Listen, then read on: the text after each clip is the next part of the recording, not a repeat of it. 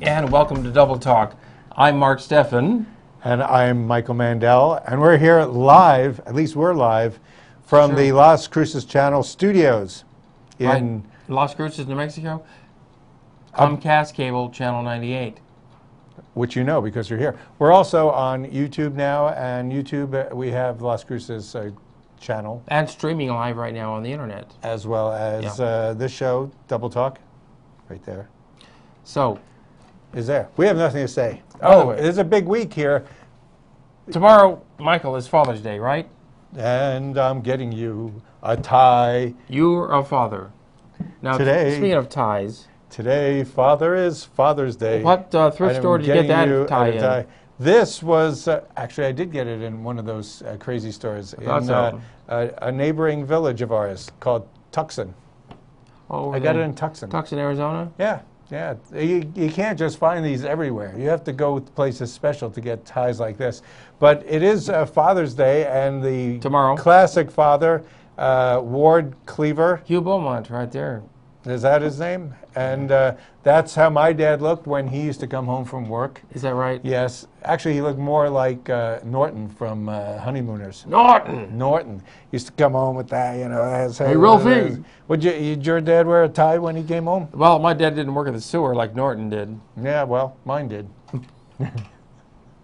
Actually, my wife's father also was a sewer worker because he was a lawyer, so he used to sue people.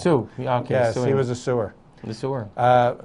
Classic dad, honor all the dads because, you know, they've gone through the war zone, getting married. Yeah. It's sort of Veterans Day, right? For dads. That's because true. They went through the marriage thing. Let me ask you. Not all dads have. On Mother's Day, it's a huge thing. Father's Day, not so big. Well, dads are like that. If you ever look at it, you know, people call up their parents, they end up talking to the mothers because mothers care. Fathers care, but they don't really care to listen. No, but I mean, people make a great big deal about the mothers, but they don't make that big a deal about the fathers. And if it wasn't for the fathers, the kids wouldn't exist. On the other hand, they usually know who their mothers are. They're not so sure about their fathers. Well, so you don't want to bet on it. The fathers do all the work to make the kids. They do. And the mothers do all the work to deliver the kids. So how many kids have you had so far? You haven't been doing your job. None that I know. Yes. No, I'm not a breeder. You're a half-breeder? No, I'm not a breeder. The world's got enough people as it is. It does? Yes. I think, you know, if you look around, did you ever drive up from Las Cruces to Albuquerque? Many times. There's a lot of room. You could put people in there. Just put them right in there. Make apartment complexes. We have plenty of room for people. We have room for people. But we might not have water or food for people, but we have plenty of land for people. And well, we also have plenty of room for pets. People, dogs. And cats. We do have plenty of room for pets. How many pets do you have right now? Right now, I don't have any pets. I have a lot of birds. Where do you keep them? Well, I have a bird sanctuary. In the air? In the air? No, we have a bird sanctuary where I live. Because you give them seeds? They're working for bird food. You know? They're not working. They're not, really? Why did you get them to work? Well, neither was my father. No, we have a bird sanctuary where I live. We've created a bird sanctuary, and you should come see it, Michael. I saw your... No, you have not seen this. Move up so you don't get the dogs in your chin. No. That's good. Yes, a bird sanctuary. What do you do, like a playground? Yeah, pretty much. We have the buffet open. Well, you know... 24 hours a day for the birds. Whenever you have a bird sanctuary, you also have a cat cafeteria. No, so we no longer have the cat. There's no cat? Because we no longer have the cat, we have lots of birds. When we had the cat, we didn't have so many birds. But now that we don't, the cat has moved on. What would you do, put a sign up, no cats allowed? That's discrimination. He was the only cat in that part of the neighborhood. But he's well fed, wasn't he? Now that he's gone, now you can have we cats. have birds. There they are. They're cute. You can. Where do you adopt pets around town? That's a nice thing to do. You want to start the show with a happy, positive thing. Absolutely. Well, I'm going to tell you where you adopt them. Yes. You can adopt them at the downtown mall today at the farmers market. Up to noon. Until noon. And you can also adopt them today over at Pioneer Park. Pioneer Park? Yes. Really? There's big doings over there at Pioneer Park today. There's a big festival going on over there. And you can adopt until 3 o'clock today. Dogs and cats. They'll be there for adoption. Is that part of Gay Pride? That's part of the thing. So Gay Pride is also on. Yes, at Pioneer Park. That's right. You can adopt either straight or gay pets. Yeah, well, you know, there's no prejudicial thing there. When it comes to pets, gay means jolly and happy. But you know what? You adopt a pet and they look like these guys, right? Because these are baby pets. Those are little pups. And what happens is they get big, and they're still yours. And then they love you more. They do. There's more of them to love you. Absolutely. So if you want to adopt a dog or a cat, the animal shelter is loaded with dogs and cats that need to be adopted. So get there before Let's Mark get them does. adopted out. That's one of my goals, to get dogs and cats adopted out of the pet shelter. That's your goal? It's one of my goals. If it were one of your goals, wouldn't you be adopting them? Oh, no, we're just going to broadcast that so that we have other people doing the work for us. I'm not about to. I'm allergic to all pets. Look, there's hundreds. I'm allergic to people as well. I know that, but there's hundreds of dogs and cats that need to be adopted out to good homes. Good. And, good. Yeah, that's my Define goal. Good. To get these dogs and cats adopted out to good homes. People who love dogs and cats are going to take good care of them. People who have bird sanctuaries out their back door. That too. That's you know, if you adopt the cat, then you're sort of making the birds orphans. If you have a bird sanctuary, then you shouldn't adopt a cat. You know, so certain things don't mix. I can't wait to see your bird sanctuary. I think that's good. Just because you're feeding them seeds. Do you give them any suet? Yes, we have suet. They don't like it, though. They don't eat it.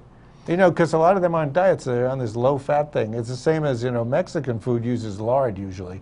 And it tastes really good, makes it taste good. But then, you know, people want oils. But it's swine fat, you know. Swine fat. You know, that's prejudicial also. The swine fat. Calling any animal fat swine. Of a swine. Doesn't sound good. That's called lard. So, speaking of swine, you know, we have some mayoral candidates. Michael, what are you saying? I meant, speaking of pets, you know, you could adopt a pet, and you could also, you know, we have to adopt a mayor this year. Well, we vote for them, so it's pretty much the same thing. Same thing. You decide which one. We own them, You go there and you pick out which mayor you want. It's sort of like a mayoral, like a buffet. It's like the mayoral shelter, and you go, I think I'll take one of those. Those are pretty much the four people, mostly. Actually, Ken Miyagishima is on mayor. One side. The other side is Dolores O'Connor. Yes, but Bill Matisse is not put in his ballot. He's the former mayor. He'll probably run again. And then, what's his name? Michael Huerta, who's in black and white. You know, this must be a picture of him from years ago. Is he trying to be an actor? I don't know what the deal is, but he's only 23 years old. He's the son of Emily Koss from Koss Real Estate. Well, that's our mayoral smorgasbord. So far, there's also two of them are merely waiting to decide whether or not they want to run. How about you? Are you running? Because I've heard talk. I am running. I would make a great mayor. I've heard talk. You might I know run. I could. I would accept the salary. I don't know if I accept the responsibility. So most people say, actually, Michael Huerta says that nobody wants to do the mayor doesn't want to do anything for the city, or he's not doing anything for the city. What was he doing for? I think anybody who stayed in touch with what the mayor is supposed to do would know that the mayor does stuff. And it's just that, what other stuff is there to do? What is he looking for? I don't want to say anything about any specific candidate, but apparently he works for his mother's both businesses, or he has worked for both. Well, the way the city is set up, it's a city manager. Well, we have a city manager. City manager runs the city, not the mayor. The mayor is a figurehead and is part of the city council. So the mayor, as part of the city council, can open many meetings, and he understands. He attends he kisses the babies. It's an elected position, like all the city councilors are, but it's really he's really a city councilman with a figurehead status. Well, this is where I don't understand why people can't understand how government works. They think that the mayor is supposed to be doing stuff, but the mayor is just one person, part of the city council, and if somebody comes in and thinks you can start to wield some heavy sword and you know, let the heads roll because government is stagnant. Government, as a rule, is stagnant because many people have to decide things for many other people. There's not just one class of people, and somebody like Michael Huerta should know this because he previously worked for the Steve Pierce campaign. Then he jumped over to the Harry T campaign, both of them who were fighting against each other. So if you can't make up your mind what you want to do there, how are you going to figure out what you're going to do as mayor? Right. See, Las Cruces is not like other cities like, say, Chicago, or the mayor does run the city. I guess they don't. Right, but they don't have a city even manager there. A mayor needs the rest of the council to go along with him. He can't do it without approval from other people. He can't just sit there and do what you want. You have to think about everybody's point of view. Well, it's not just, oh, I think real estate has too many constraints on it. Well, it does, because we don't want to outgrow our natural land. Yeah, for instance, the businesses can only put up so many signs. They can put up one flag for the business. One banner or sign. Now, the mayor really has nothing to do with that. That's voted on by city council. City council sets codes, and the codes enforcement has to deal with that.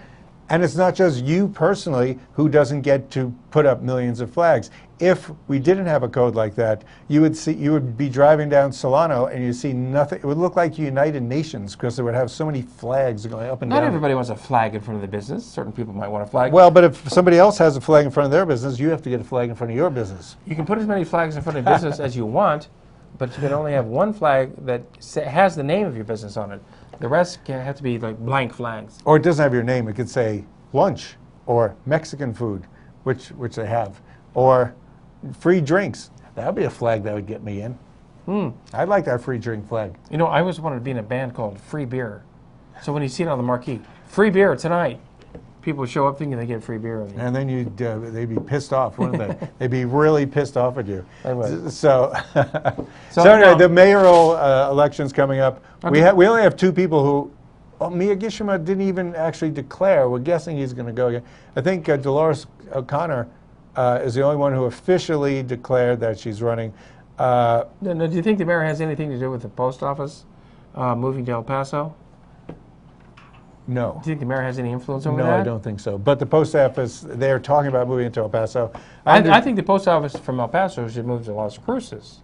I mean, that's the way it's going to be. Yeah, that makes sense, because we have the mail of 90,000 people here, and Las Cruces, El Paso has 500,000. 500,000, I think. Whatever it is. So why not send 500,000 people's mail to a place? We can use the jobs up here. That's true, we could. Process all that mail. We are getting a new business in Las Cruces. I think Vantage is hiring people to do more. This is a big industry in Las Cruces. Who would think it? Phone sales. Phone sales, or is it incoming or outgoing? It's not necessarily sales. It could be answering questions for things. It used to be where the old Pioneer airline, no, Frontier, not Pioneer. Frontier airline they're off of. So there's going to be like another 160 jobs here of people on the phone. 24 hours a day, is it? Yes. Really? One of the things that we have here that we can export readily, bilingualism. Many people here are bilingual, and what's your second language? I am English? lingual, but I'm megalingual, because really? I know a lot of words in English. I've been told I'm a cunning linguist. Not by anybody I know. I'm not sure what that means. Yes, perhaps not as cunning as you think. But anyway, so we should probably take a break. Jobs. Do you want to take a break? Yeah, I think it's time for us to take a break. Yes, you may want to lick your lips after that comment. And maybe not your lips. No, and we'll be right back after these words.